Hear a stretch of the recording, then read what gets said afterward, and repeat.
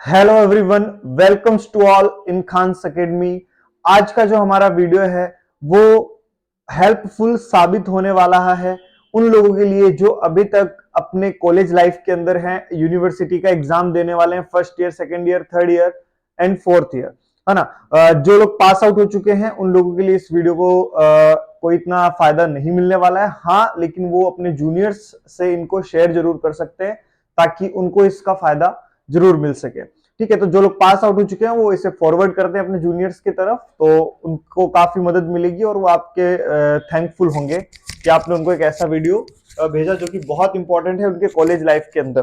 क्योंकि जब हम बात करते हैं यूनिवर्सिटी एग्जाम्स की, थ्योरेटिकल एग्जाम्स की, तो वहां पे हमारा नॉलेज, हमारा स्टडी का तरीका, सब कुछ बहुत मैटर करता है।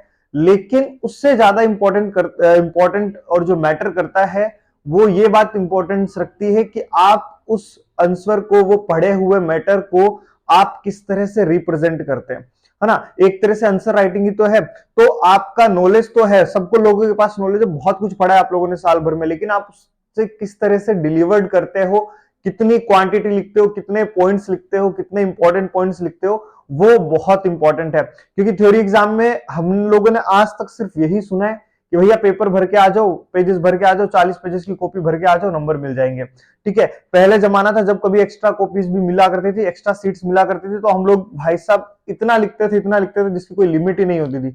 उसी चीज से बचने के लिए ये रूल भी बना दिया कि भाई एक्स्ट्रा शीट नहीं मिलेगी। उन्होंने बोला कि हाँ भी जो हम 40 पेजेस की आपको आंसर सीट देते हैं वो इनफ है कि आप एक सफिशियंट और एक अच्छा आंसर लिख सकें। कुछ सोच के ही तो ये डिसीजन दिया होगा, है ना। तो आपको भी वो बात सोचनी है, ऐसा ना हो कि आपके 40 पन्ने कम पड़ जाए।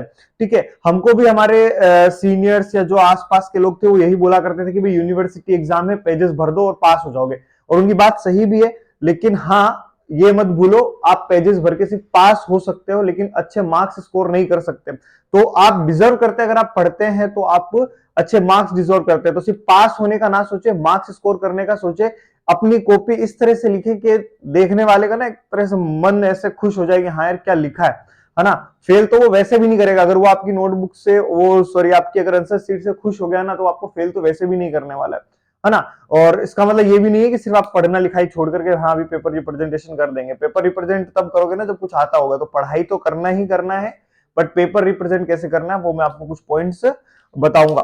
सबसे पहला जो क्वेश्चन, जो सबसे पहला डाउट होता है कि आखिर कौन से आंसर में कितना लिखें। ठीक है, तो देखो ये आप खुद कैलकुलेट कर सकते हैं, चाहे आप जीएनएम के हैं चाहे आप बीएससी के, तो आप ये कैलकुलेट कर सकते हैं। मैं आपको बीएससी का एग्जांपल लेकर के बताऊंगा, उस अकॉर्डिंग आप लोग क्या करना, उसको मेजरमेंट कर लेना कि किस तरह से कैलकुलेट करना है, वो आप लोग कर सकते हैं। देखिए, जैसे अगर मैं बीएससी के एग्जाम की बात करूं, जो बीएससी का यूनिवर्सिटी एग्जाम होता है, चाहे वो फर्स्ट, सेकंड, थर्ड ईयर कोई भी ईयर का हो, ठीक है, जनरली जो मैक्सिमम मार्क्स होते हैं वो होते हैं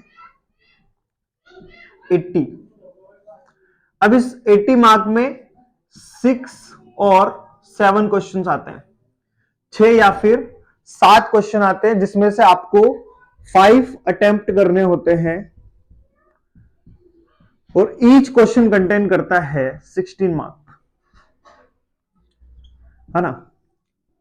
16 पंजे 80 होते हैं, तो हर एक क्वेश्चन जो कोई कैरी करता है वो 16 मार्क कैरी करता है। अब इस बड़े क्वेश्चन में कई क्वेश्चन ऐसे आते हैं, जैसे मान लो क्वेश्चन नंबर फर्स्ट है, उसमें भी कुछ पार्ट्स होते हैं, जैसे कि शॉर्ट नोट आते हैं आप लोगों के हर एग्जाम में, है ना, कि आपको शॉर्ट नोट लिखना होता है। तो उसमें शॉर्ट नोट आते भी, जैसे मान लो 4 शॉर्ट नोट आए या 5 शॉर्ट नोट आए, तो एक शॉर्ट नोट होता है 4 मार्क का। ठीक है, इससे छोटा क्वेश्चन आई थिंक नहीं आता है ना, इससे छोटा क्वेश्चन नहीं आता, और आता तो आप अपने अकॉर्डिंग आप लोग वो क्या कर सकते हैं, कैलकुलेट कर सकते हैं। तो देखिए A B C D and E मान लो, और वो कहता है कि भाई एनी 4 कर लो, एनी 4 आप क्या करो, अटेम्प्ट कर लो, यानी कि एक कितने का हो गया, 4 मार्क 4 मार्क 4 मार्क का हो गया। अब आपको क्वेश्चन आता है भाई इसमें कितना अटेम्प्ट करें, है ना, कितना क्वेश्चन लिखे, कितना मैटर लिखे। देखो जनरली एनाटॉमी फिजियोलॉजी का जब हम लोग पेपर देने जाते हैं ना, हमारा पहला पेपर होता है बीएससी वालों का। ठीक है, नए नए बच्चे होते हैं, नए नवेले, कुछ पता होता नहीं है, पता नहीं चलता क्या करे, भाई साहब पहला ही क्वेश्चन आ गया हार्ट, और भाई हमने हार्ट पूरा एकदम ऐसे रट्टा मार रखा है कि भैया हार्ट आ गया तो हार्ट के बारे में कुछ भी लिख देंगे, है ना, जो किताबों में सारा लिख देंगे, और वो 4 नंबर के एक शॉर्ट नोट को हार्ट लिखना चालू करते हैं और 10 पेज भर के आ जाते हैं। ठीक है, सोचो 4 मार्क के क्वेश्चन में आपने अगर 10 पेज भर दिया तो बाकी का पूरा जो 76 मार्क का क्वेश्चन है उनको किस पे, क्या 30 पेजेस पे करोगे? मतलब ऑब्वियस सी बात है सफिशिएंट आप नहीं कर पाओगे, आपके पास कॉपी कम पड़ जाएगी। और जब 4 मार्क के क्वेश्चन के अंदर आप 10 पेज लिख दोगे, टाइम भी तो यूटिलाइज होगा, टाइम वेस्ट करोगे पूरा, लास्ट में बचेगा कुछ नहीं, फिर आप उसमें क्या करते हो, घास काटते हो। एक 4 नंबर के क्वेश्चन में, एक बात तो 4 नंबर के क्वेश्चन में 10 पेजेस लिख दोगे तो क्या 4 में से 10 मार्क मिलेंगे? नहीं, 4 ही मिलेंगे, और वो भी नहीं मिलेंगे। ठीक है, वो कहेगा एग्जामिनर कहेगा इसको इतना ही सेंस नहीं है कि ये शॉर्ट नोट पूछा है या लॉन्ग नोट पूछा है, लिखे जा रहे हो एकदम ऐसे अंधों की तरह। होता है बहुत सारे लोगों के पास, इतने सारे लोग मैंने ऐसे देखे एनाटॉमी फिजियोलॉजी के पेपर में कि उन लोगों का फिजियोलॉजी का पेपर ही छूट जाता है, वो 40 नंबर की एनाटॉमी ही लिखते रहते हैं 3 घंटे तक। तो ये चीज नहीं करनी है। तो सबसे पहले देखो आपको क्या करना है, मैं आपको बताऊंगा कि पेजेस कितने लिखने हैं प्लस टाइम कितना कंज्यूम करना है, जिससे आपका पूरा थ्रू आउट द एग्जाम पूरा एकदम मैनेज होकर के चल सके, जो कि मैं मेथड यूज किया करता था। देखो सिंपल सी बात है, 80 मार्क है, 16 मार्क का एक क्वेश्चन है। ठीक है, मींस लाइक 16 मार्क का एक क्वेश्चन है, और आपके पेजेस कितने हैं? 40 पेजेस है। ठीक है, टोटल 80 मार्क्स से 40 पेजेस है, यानी कि हर पेज पे आपको कितने मार्क्स स्कोर करने हैं? 2 mark each page, 2 mark each page, इससे ज्यादा नहीं होना चाहिए। समझ रहे हो? यानी कि आपसे अगर 4 मार्क का शॉर्ट नोट पूछा जा रहा है, चाहे वो हार्ट हो, चाहे वो लीवर हो, चाहे वो कितना भी बड़ा ऑर्गन हो, और चाहे आपको उसमें कितना भी आता हो, तो डिसाइड आपको करना है कि आपको क्या पॉइंट लिखने हैं। यानी कि जब कभी भी शॉर्ट नोट लिखोगे तो शॉर्ट नोट के अंदर आपको 2 पेजेस से ज्यादा नहीं भरना है। Not more than 2 pages, not more than 2 pages. समझ रहे हो? 1.5 भर दो, यानी कि 1.5 भर दो, चलेगा। अगर क्वेश्चन का आंसर खत्म हो गया है तो चलेगा, 1.5 में भी पूरे मार्क मिलेंगे। इवन अगर 1 पेज लिखोगे ना और आपने सटीक चीज लिखी है तो भी पूरे मार्क मिलेंगे, लेकिन never cross more than 2 page in 4 mark question. Understand? एक मजबूरी है, मान लो राइटिंग बड़ी बड़ी लिखते हो तो आप ओवरलैप कर जाओ, 2 से ज्यादा भी 2.5 कर लो ज्यादा से ज्यादा। लेकिन अगर आप एक शॉर्ट नोट के अंदर 3 पेज से प्लस होता तो मतलब मान लो अपना टाइम भी वेस्ट कर रहे हो और अपनी एफर्ट भी वेस्ट कर रहे हो, आपको उससे कोई बेनिफिट मिलने वाला नहीं है। तो समझ गए? 4 मार्क का अगर क्वेश्चन है तो 2 पेजेस इज इनफ। देन अगर मान लो कोई 8 मार्क का क्वेश्चन है, कई बार आते हैं लॉन्ग नोट आते हैं 16 मार्क के अंदर 2 आ जाते हैं, है ना, 8 मार्क के। तो 8 मार्क के अंदर कितने फिल करोगे? फटाफट कमेंट करके बता दो, अपने मन में सोचो कितने करोगे। यानी कि एक पेज पे 2 मार्क मिल रहा है ना, एक पेज पे 2 मार्क मिल रहा है, यानी कि 4 पेजेस, मैं हमेशा बोलता हूं +1 करके रख लो। ठीक है, 5 पेजेस से ऊपर आपका आंसर वहां पे नहीं जाना चाहिए। 5 पेजेस भी किस तरह से? ऐसे नहीं, पेज नंबर जहां भी बोल रहा हूं ना तो ऐसे काउंट करना है, 1 2, यानी कि ये सरफेसेस की बात हो रही है ना। ये देखिए, ये 1 पेज है, यानी कि आपका शॉर्ट नोट ये पेज और ये पेज इतने में खत्म हो जाना चाहिए। 8 मार्क का पूछा है तो 4 पेजेस के ऊपर चले जाइए। और 16 मार्क का अगर कोई क्वेश्चन आता है तो आपके कितने 8 पेजेस के अंदर वो क्या होना चाहिए? खत्म होना चाहिए, ज्यादा से ज्यादा 9। यानी कि हर एक के अंदर, मैं आप लोगों की राइटिंग के बेसिस पे आपको बोल रहा हूं कि आप 1 पेज एक्स्ट्रा ले लीजिए, क्योंकि जनरली जो लॉन्ग क्वेश्चन आते हैं आपके जो 16 नंबर के आते हैं उसमें ये पेज भरने में नानी याद आ जाएगी आपको। ठीक है, इतना नहीं भरता है जनरली, आप 6 से 7 के बीच में आपका वो आंसर खत्म हो जाता है जो 16 मार्क के आते हैं। इसका मतलब जो ये मैं जो बता रहा हूं, नहीं सारी मैक्सिमम लिमिट है, आपका आंसर पहले भी खत्म हो सकता है, तो घबराने की जरूरत नहीं है, ये मैक्सिमम लिमिट बता रहा हूं। इस तरह से चलोगे तो आपका परफेक्टली पूरा का पूरा पेपर क्या हो जाएगा? अटेम्प्ट हो जाएगा। आपके पास कॉपी की कमी नहीं पड़ेगी, शीट की कमी नहीं पड़ेगी। बट अब दिक्कत होती है, मैक्सिमम लोगों को एक्चुअल में इतनी राइटिंग इतनी स्पीड ही नहीं होती कि वो 40 पेजेस भर दे। तो मेरे हिसाब से कोई दिक्कत भी नहीं है। जैसे मेरा एवरेज आया करता था कि मैं एग्जाम में 32 पेजेस भरा करता था, 32 से 34 के आसपास मेरे पेजेस हुआ करते थे, और उसमें भी मुझे लगभग कंप्लीट मार्क्स मिल जाते थे। है ना। ओवरऑल अगर बोले तो बीएससी मेरी बहुत अच्छी गई है ना। First year, second year, third year, fourth year सारी बहुत बढ़िया गई थी। और सब में मेरा एवरेज अगर मैं बोलूं तो मेरा 32 से 34 पेजेस के आसपास एवरेज रहता था कि 32 से 34 पेज के आसपास, लास्ट के 3-4 पेज छूट ही जाते थे, लेकिन जितना लिखते थे सटीक लिखते थे, जो कि काफी हेल्पफुल होता था। ये आप लोगों को ध्यान में रखना। अब देखो टाइम मैनेजमेंट कैसा करना है। टाइम मैनेजमेंट नहीं होता, लोगों के एक एक दो दो क्वेश्चन ही छूट जाते हैं। तो देखो टाइम मैनेजमेंट ऐसे करना है, आपके सामने आपको पता है क्वेश्चंस कितने हैं, आपको पता है 5 क्वेश्चंस करने हैं। अब उसमें चाहे शॉर्ट नोट है, लॉन्ग नोट है, कुछ भी है, मैं आपको सीधा बोल रहा हूं 5 क्वेश्चन, 1 2 3 4 एंड 5। ठीक है, 5 क्वेश्चंस आपके पास में है। आपके पास टाइम होता है 3 आवर्स। ठीक है, 3 आवर्स होता है आपके पास। इसको डिवाइड करो 6 स्लॉट्स के अंदर, यानी 3 आवर्स को आप हाफ घंटे का स्लॉट बना लो। हाफ आवर यानी बोले तो 30 मिनट, यानी कि आपको एक क्वेश्चन कितने में करना है, 30 मिनट में करना है। अब इसमें शॉर्ट नोट हो चाहे लॉन्ग नोट हो, अगर शॉर्ट नोट है 4-4 है तो भी आपको 30 मिनट में उसको खत्म कर देना है। यानी कि आपको जैसे ही पेपर मिले, ठीक है, जैसे ही पेपर मिले, आपकी देखो अकॉर्डिंग टू नीड है। जैसे एक पैटर्न होता है कि टीचर्स बोलते हैं, मैं भी बोलता हूं कि आपको जो क्वेश्चन आता है वो पहले कर दें, है ना। लेकिन इसका मतलब नहीं कि उसमें आधी कॉपी भर दें, वो आपकी मर्जी है, वो उसके लिए मैं आपको कुछ नहीं बोलूंगा। मेरा प्रेफरेंस ये था, चाहे क्वेश्चन अच्छे से आता हो ना आता हो, मैं फर्स्ट सेकंड थर्ड फोर्थ 5 एकदम सीक्वेंस में चला करता था।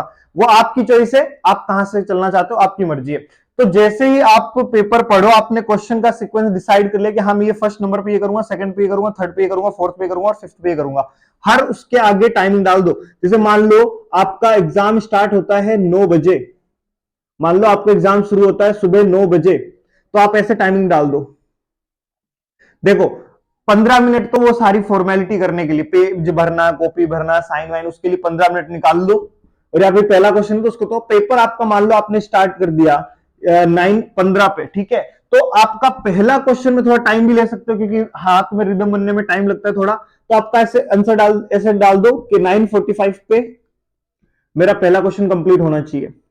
ठीक है, देन मेरा दूसरा क्वेश्चन 10:15 पे खत्म होना चाहिए। मेरा तीसरा क्वेश्चन 10:45 AM पे खत्म होना चाहिए। मेरा चौथा क्वेश्चन 11:15 पर खत्म होना चाहिए। मेरा पांचवा क्वेश्चन 11:45 पर खत्म होना चाहिए। और जब ये क्वेश्चन आप कर रहे हैं, मान लो ये क्वेश्चन बड़ा था, ये क्या कर रहा है, टाइम इलोंगेट कर रहा है। ठीक है, मान लो आपको क्वेश्चन आता है, आपका टाइम इलोंगेट कर रहा है कि 10-15 हो गए हैं लेकिन आपका क्वेश्चन खत्म नहीं हुआ है, उस क्वेश्चन को वही छोड़ दो। 2 या 3 जितने भी आपको एक्सपेक्टेड है कि हम इतने में ये आंसर कर दूंगा, उतने पेजेस छोड़ दो, उतने पेजेस छोड़ दो और नेक्स्ट क्वेश्चन स्टार्ट करो, नेक्स्ट क्वेश्चन करो। अब ये जो लास्ट में 15 मिनट मैंने रखे हैं, उसमें जाकर के इसको कंप्लीट करो, क्योंकि उस टाइम आपकी स्पीड भी बढ़ जाएगी और आपका काम इजी भी हो जाएगा। वो अपने हिसाब से एंटिसिपेट कर सकते हो, अगर आप पेज छोड़ना चाहो तो बेटर है, नहीं तो आप इसको थोड़ा थोड़ा स्लाइटली बढ़ा भी सकते हो। लेकिन ये आप पे क्या कर देगा, प्रेशर डाल देगा। तो मेरे हिसाब से बेटर ये होता है कि आप उस पेजेस को छोड़ दो, कम छोड़ दो थोड़े, है ना, ज्यादा पेजेस मत छोड़ो, थोड़े से कम पेजेस छोड़ दो। लास्ट में याद आएगा वो चीजें फटाफट फटाफट फटाफट वहां पे क्या कर दो, लिख दो, अकॉर्डिंग टू जो मैंने आपको पहले मार्क वाला फंडा बताया है कि एक पेज पर 2 मार्क आ जाएंगे। ठीक है, ये जस्ट एक कैलकुलेटिव वे है। इज दैट क्लियर, समझ में आया आप लोगों को? चलिए अब बात करते हैं कि ये तो था कैसे पेपर का क्वेश्चन सीक्वेंस, किस तरह से टाइम मैनेज करे, कितने पेजेस भरे, है ना, अंधाधुंध नहीं भरना है। याद रखना, लोगों की ये बहुत बड़ी गलतियां हैं, आप लोगों ने की भी होंगी कि बहुत सारे लोगों ने, कि 4 मार्क के क्वेश्चन में 10 पेजेस भर के आ रहे हो, कोई फायदा नहीं होने वाला है। चलिए नेक्स्ट जो पॉइंट है मेरा यहां पे कि भैया पेपर किस तरह से रिप्रेजेंट करें। ठीक है, पेपर किस तरह से रिप्रेजेंट करें। जैसे मैंने बहुत सारे लड़कों को देखा है, लड़कियां तो फिर भी चलो इस मामले में थोड़ी सी अवेयर रहती हैं, बट लड़कों को मैंने देखा, उनकी क्या आदत होती है, पेपर देने जाते हैं, मान लो ये क्या है हमारा, उनका मैं फंडा बता रहा हूं, ये होता है क्या, ये होता है उनका एडमिट कार्ड। एडमिट कार्ड को ऐसे उसको 4-5 पन्ने ऐसे फोल्ड करके रखते हैं। ठीक है, ये इधर एक जेब में डाला, देखा भाई दोस्तों का पेन, अच्छा ठीक है, एक नीला पेन, कई महान तो ऐसे होते नीला पेन भी लाते कि पड़ोसियों से मांग लेंगे, एक नीला पेन डाला जेब में और चल दिए। ठीक है, सबसे खराब पैटर्न होता है ये पेपर करने जाने का। ठीक है, तुम मान लो अपने 20 मार्क्स तो यही, ये जब ये आप ये एडमिट कार्ड और एक पेन लेकर के जा रहे हो ना, 20 मार्क तो वही छोड़ करके जा रहे हो घर में दफना करके, भैया ये 20 मार्क हमें नहीं चाहिए। है ना, ऐसा नहीं करना है। बढ़िया एक जो ट्रांसपेरेंट बैग आता है, ट्रांसपेरेंट बैग लो, ठीक है। उसमें क्या क्या आपके होनी चाहिए, देखो क्या क्या मटेरियल आप लोगों को रखने होते हैं एग्जाम से पहले। सबसे पहले तो डेली अपना एडमिट कार्ड जरूर चेक कर लें कि हाँ भैया एडमिट कार्ड ही है, कहीं ऐसा ना हो कि पिछला पेपर लेकर के घूम रहे हो एडमिट कार्ड समझ के और वहां जाके पता लगा जाए एडमिट कार्ड ही नहीं है। सबसे इंपॉर्टेंट चीज होती है एडमिट कार्ड रहनी चाहिए, ठीक है। एडमिट कार्ड चेक कर लो हर दिन सुबह एग्जाम से निकलने से पहले। ब्लू पेन से आपको पूरी रामायण लिखनी है, तो कम से कम 3 पेन तो रख लो, 2 खुद के लिए, एक अपने उस भाई बंधु के लिए जो एक पेन लेकर के आ रहा है, ठीक है। तो 3 तो पेन रख लो ब्लू। यूनिवर्सिटी एग्जाम में ब्लैक पेन अलाउड होता है, ठीक है, ब्लैक पेन अलाउड होता है, 2 रख लो, एक अपने लिए एक दूसरे के लिए, है ना। इतना समझ के 2 पेन रख लो, यानी कि 5 पेन तो होनी चाहिए, ठीक है। एक आपके पास होनी चाहिए पेंसिल, मेरे हिसाब से लीड वाली रख लो तो ज्यादा बेटर है, 0.7 mm वाली, ठीक है, क्योंकि वो शॉर्पनर वाली लोगे तो शॉर्पनर, इरेजर, बहुत सारी चीजें कैरी करनी पड़ेगी जो कि इतना इजी नहीं रहेगा। ये वाली लीड वाली पेंसिल खरीदो, इसमें इरेजर होता है, इसी में सब कुछ होता है। फिर भी एक इरेजर तो होना चाहिए अलग से, बड़ा वाला, है ना, ये आपको रखना है। और प्लस एक आपको स्केल, स्केल जरूर लेकर के जाए, है ना। ये आपको इतने इतने मटेरियल रखने हैं, समझ में आया। अब देखो ये सामान आप अपने साथ कैरी करने के बाद में आप पेपर रिप्रेजेंट करने का तरीका, अब देखो वहां पे आपकी जो बॉर्डर है वो तो सब बने हुए आते हैं, ठीक है। इतना कोई कॉपी बड़ी स्टैंडर्ड वाली कॉपी आती है, बढ़िया कॉपी आती है, कोई इश्यू नहीं है। फिर भी जो साइड वाले होते हैं, अगर बाई चांस नहीं किसी की ऐसी कॉपी नहीं आती है तो वो क्या कर दे, लास्ट वाले जो बॉर्डर है, ठीक है, स्केल से उस बॉर्डर पे ऐसे क्या कर दे, लाइन कर दे, ठीक है। ऐसा नहीं कि आधी कॉपी खराब कर दी, नहीं, थोड़ी सी मींस लाइक मेरे पास अभी स्केल है नहीं यहाँ पर, अदरवाइज मैं आपको बता देता। चलो कोई बात नहीं, स्केल का जो बॉर्डर होता है ना उसमें लकीर होती है, उतना स्पेस छोड़ दो, ताकि क्या होता है जब कॉपी बंडल बंडल में लगती है तो फटवट सकती है, तो बाई चांस कहीं से फटवट जाए तो आपका मैटर ना अफेक्ट हो वहां पे, ठीक है। यहां पे आपको ये एक कॉलम बनाना है और इधर एक कॉलम छोटा सा बना देना है, जस्ट छोटा सा, ठीक है, मींस लाइक जिसमें नंबरिंग लिख सको। फिर यहाँ पे आप लिखना है, जैसे मान लो आपका फर्स्ट क्वेश्चन था, मैंने आपको क्वेश्चन बोला, फर्स्ट क्वेश्चन है भाई right the short note about the following, ठीक है। तो आपको ऐसा लिखना है, आंसर फर्स्ट, ठीक है। यहां पे ऐसे लिख दो ब्लैक पेन से, शॉर्ट नोट्स, ठीक है, शॉर्ट नोट्स। अब इसमें आपका क्या है, पहला आंसर है ए। मान लो किसके बारे में बात कर रहे हैं हम लोग, हार्ट के बारे में, सबसे पहले लिख दो हार्ट, ठीक है। मैंने अंडरलाइन किया है, अंडरलाइन करने की जरूरत नहीं है अगर ब्लैक पेन लेकर के जा रहे हो। ब्लू पेन कर रहे हो कि नहीं भैया मैं ब्लैक पेन नहीं यूज करना चाहता, तो फिर आपको ब्लू पेन से लिख करके आपको अंडरलाइन करना है और ऐसे करके रिप्रेजेंट करना है। लेकिन बेटर है ब्लैक पेन ले जाओ, क्योंकि अंडरलाइन करोगे टाइम कंज्यूमिंग हो सकता है, ठीक है। तो ब्लैक पेन ले जाओ, ब्लैक पेन से हेडिंग डालो। अब जिस पेज से हेडिंग डालो वहां पे कुछ नहीं लिखना है, नेक्स्ट पेज से स्टार्ट कर दो, ठीक है। नेक्स्ट पेज से भाई हार्ट के बारे में जनरल, ठीक है, हार्ट के बारे में कुछ जनरल पॉइंट लिख दो, एक दो, ठीक है, ये तरीका बता रहा हूं शॉर्ट नोट लिखने का। जनरल थिंग्स लिख दो कुछ कुछ, ठीक है, 2-3 लाइन। फिर उसके रिलेशन लिख दो, ठीक है, जो भी XYZ जो भी चीजें हैं वो आप लोग वहां पे लिख दो। हार्ट के बारे में एक अच्छा सा डायग्राम जरूर बनाएं, और डायग्राम बहुत इंपॉर्टेंट है, ठीक है, एक डायग्राम जरूर बनाएं। और लेकिन डायग्राम ऐसा नहीं कि पेन से बना रहे हो, हमेशा डायग्राम पेंसिल से बनाने होते हैं, और प्रॉपर नोमेनक्लेचर आप लोग कर सकते हैं। मैं ये बता रहा हूं एनाटॉमी फिजियोलॉजी पे, आप हर सब्जेक्ट में ये चीज करें, ठीक है। जब थ्योरेटिकल पेपर हो, जैसे मान लो एनाटॉमी फिजियोलॉजी में तो डायग्राम बनाने के लिए होंगे, लेकिन मान लो MSN का पेपर दे रहे हो, ठीक है, तो वहां पे इतना कुछ इस तरह की चीजें नहीं मिलेंगी।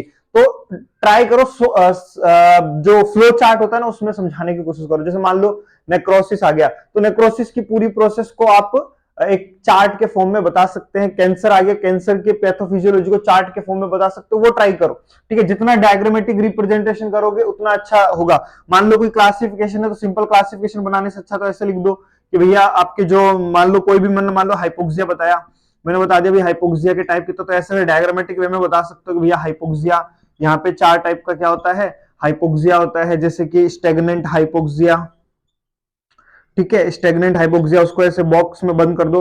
अब इसके बारे में कुछ 4 पॉइंट लिख दो, फिर लिख दो भाई कि हाइपोक्सिक हाइपोक्सिया, हाइपोक्सिक हाइपोक्सिया, फिर मैंने लिख दिया ड्रग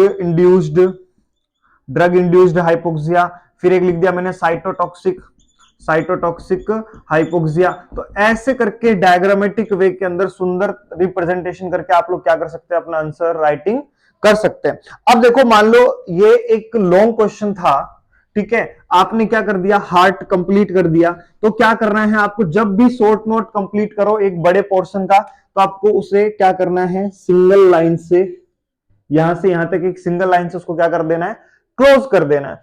फिर आपको डालना है शॉर्ट नोट बी, ठीक है। बी मान लो लीवर के बारे में था, ठीक है, लीवर के बारे में सेम वही चीजें आपको पूरा मैटर लिख देना है। फिर आपको इसे एक सिंगल लाइन से, याद रखना पेंसिल यूज करनी है, पेन मत यूज कर लेना, वरना पॉजिटिव इंपैक्ट की जगह नेगेटिव पड़ जाएगा, ठीक है। तो ये आप लोगों को काम नहीं करना है, सिंगल लाइन से करें। सी किया, मान लो सी आया ओवेरी के बारे में, ठीक है, ओवेरी के बारे में 4 पॉइंट जो भी आपका शॉर्ट नोट है मटेरियल पूरा करो, एंड देन फिर उसे सिंगल लाइन से क्या कर दो, खत्म कर दो। तो इस तरह से शॉर्ट नोट करना है। फिर मान लो ये 4 हो गए आपके। जब ये आपका एक आंसर खत्म हो जाए, ठीक है, ये मैं इसको आप मिटा देता हूं मैं अब थोड़ा सा, ठीक है, ताकि क्योंकि मेरे पास बोर्ड है, नोटबुक नहीं है, वरना मैं आपको दिखा देता अच्छे से सब कुछ। कोई बात नहीं, आपको कभी कॉपी भी दिखाएंगे, मेरी कॉपी देखोगे तो खुश हो जाओगे। चलो मान लो अब मैंने डी ऑप्शन डी किया, डी आंसर किया। डी में क्या था, डी में पूछ लिया था भैया यूट्रस शॉर्ट नोट आया, ठीक है, ये हार्ट यहाँ पे खत्म हो गया। अब यहाँ पे यूट्रस के बारे में आप लोगों ने 4-5 जो भी पॉइंट थे वो करके आपने शॉर्ट नोट कंप्लीट किया। जैसे ही आपका आंसर फर्स्ट खत्म हो, डबल लाइन, जैसे ही आपका फर्स्ट आंसर खत्म हो यहां तक, ठीक है, अभी तो यहां तक कर रहे थे, अब यहां तक पूरी डबल लाइन से, जैसे ही एक 16 मार्क का सेगमेंट कंप्लीट हुआ, डबल लाइन करके उसको खत्म कर देना है। पूरी डबल लाइन कर दो, खत्म कर दो, हो गया। अब हेडिंग लगा लो आंसर 2, आंसर 2 का ए, ठीक है, आंसर 2 में इसमें मान लो इसमें पूछा गया कि आपसे पूछा गया भैया आप एक्सप्लेन करो लंग्स की मीडिया स्टाइनम सरफेस। इसका मान लो 8 मार्क का था, तो वो पेजेस भरो अपने जो भी जितने मैंने आपको बताए हैं, सिंगल लाइन से क्लोज करो, बी डालो, फिर शॉर्ट नोट लिखा। पूछा गया भैया प्लेसेंटा की स्ट्रक्चर के बारे में, उसके बारे में मैटर लिखो, और फिर क्लोज विद द 2 लाइन्स। समझ रहे हो? तो ऐसे जब आप करोगे, हेडिंग लगाने के लिए ब्लैक पेन यूज करो, ब्लैक पेन नहीं यूज करोगे, नहीं हम तो ब्लू ही करेंगे, तो आप इनको अंडरलाइन करते रहो। बट बेटर होता है ब्लैक पेन यूज करो, कोई मना नहीं करता, 4 साल पूरे यूज करके आए हो, कोई फर्क नहीं पड़ता। ब्लैक पेन आप यूज कर सकते हैं, कोई मना ही नहीं है। याद रखना ग्रीन और रेड नहीं यूज करना है, only 2 pens are allowed, blue and black. Pencil use करो, कोई दिक्कत नहीं है, ठीक है, कलर के अंदर से black and blue. Is that clear?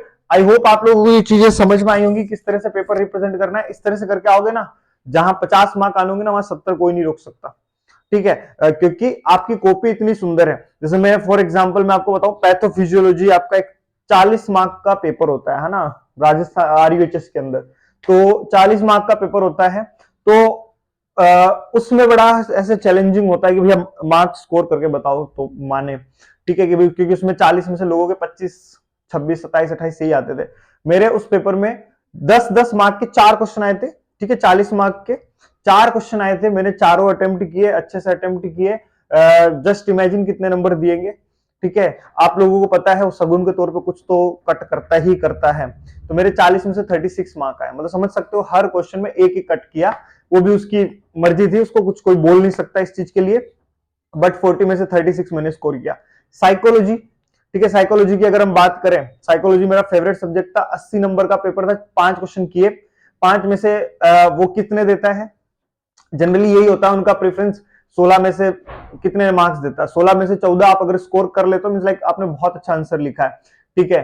तो मैंने अपने पूरे ट्राई के साथ अच्छे से किया पेपर, ठीक है, पूरा इसी तरह से रिप्रेजेंट करते हुए मेरे मार्क्स आए 72 आउट ऑफ 80, ठीक है। ओवरऑल अगर मैं बोलूं तो 100 में से 92 मार्क्स थे मेरे साइकोलॉजी के अंदर, जो थ्योरिकल बेस होता है पूरा पेपर, है ना। तो आई थिंक, मुझे जहां तक पता है, मुझे सब लोगों ने ये बोला कि भैया हमेशा पेजेस भरो। ठीक है, पेजेस भरना इंपॉर्टेंट नहीं है। अगर आप पढ़ाई करते हैं तो पेजेस भरना उन लोगों के लिए होता है जो साल भर नहीं पढ़ते हैं, लास्ट में प्रीवियस ईयर के पेपर पढ़ते हैं, फिर उनको होता है कि भाई सिर्फ पास होना है। सिर्फ पास होना है तो आप जो मन करना है कर लो, पास होना कोई बड़ी बात नहीं है। मार्क्स स्कोर करने तो रिप्रेजेंटेशन अच्छा होना चाहिए। ठीक है, मेरी हमेशा से पॉजिटिव एक चीज रही थी कि मेरा रिप्रेजेंटेशन बहुत अच्छा था हमेशा से, और उसका फल मेरे को बहुत बार मिला कि मैं थोड़ा पढ़ के भी अच्छे स्कोर कर लेता था। ठीक है, बहुत ज्यादा ब्राइट स्टूडेंट नहीं था मैं स्कूल टाइम पे, तो आप लोग विश्वास नहीं करोगे मैं इतना रद्दी स्टूडेंट हुआ करता था, है ना। ऐसे अगर मैं मेरी सिक्स्थ की अगर मैं बात बताऊं तो आई थिंक 38% मेरे आए हुए हैं सिक्स स्टैंडर्ड के अंदर, है ना। उसमें भी टीचर ऐसा बोल देते बेटा ये तेरे आए नहीं है, ये हमने दिए हैं, ठीक है, बस पास करने के लिए। तो उस टाइम पे ये सीन था, पढ़ते थे नहीं भी पढ़ते थे, बट उसके बाद फोकस किया कहाँ पे, पेपर रिप्रेजेंटेशन। आई थिंक मैंने पढ़ाई चालू की 10th क्लास से, मैंने पढ़ाई चालू की थी रियल अगर बोलूं तो, क्योंकि वो होता ना प्रेशर कि 10th अच्छे से कर लो। 10th से स्टार्ट की थी, और 10th में मुझे बहुत तारीफें मिली मेरे पेपर रिप्रेजेंटेशन के ऊपर। उसमें आपका एक सोशल स्टडी हुआ करता था ना, तो उसमें पेपर रिप्रेजेंटेशन के बहुत मार्क हुआ करते थे। तो उस टाइम से फिर मैंने सीखा, एक्चुअल में सिखाया भी अगर मैं बोलूं तो इन्फ्लुएंस था हमारे प्रिंसिपल सर थे शास्त्री स्कूल के, उन्होंने हम लोगों को सिखाया था, तो उनका भी काफी इन्फ्लुएंस पड़ा था। वो बहुत फोकस करते थे इस चीज पे कि आप पेपर रिप्रेजेंटेशन अच्छे से करें। ठीक है, तो ये आप लोगों के लिए भी मेरी तरफ से एक मैसेज है, एग्जाम का टाइम आ रहा है सभी लोगों के लिए। ठीक है, तो अच्छे से स्कोर कर लें, अच्छे से पेपर रिप्रेजेंट करें, अच्छे से मार्क लेकर के आए, और ऑल द बेस्ट सभी को। पढ़ते रहें, बढ़ते रहे, वायरल चल रहा है, तबीयत खराब हो रही है लोगों की, उसका भी थोड़ा सा ध्यान रखें। All the best.